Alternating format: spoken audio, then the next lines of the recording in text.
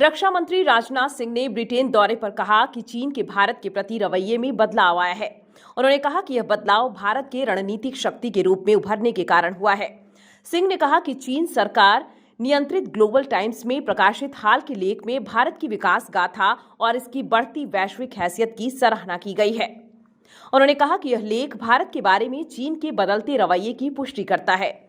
सिंह ने कहा कि भारत किसी को भी शत्रु के रूप में नहीं देखता, लेकिन भारत और चीन के बीच संबंध फिलहाल तनावपूर्ण है। उन्होंने कहा कि भारत अपने पड़ोसियों और पूरे विश्व के साथ अच्छे संबंध चाहता है। सिंह ने कहा कि भारत तेजी से बढ़ता हुआ देश है और 2027 तक दुनिया की तीसरी बड़ी अर्थव्यवस्था बन जाएगा।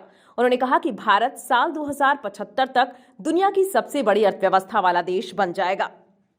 सिंह ने कहा कि भारत के रणनीतिक शक्ति के रूप में उभरने के कारण चीन के रवैये में बदलाव आया है। उन्होंने कहा कि भारत ने पिछले कुछ वर्षों में अपनी सैन्य क्षमताओं में काफी वृद्धि की है।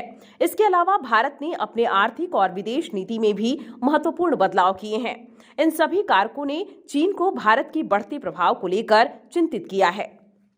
सिंह ने कहा कि भारत अपने पड़ोसी देशों के साथ अच्छे संबंध चाहता है।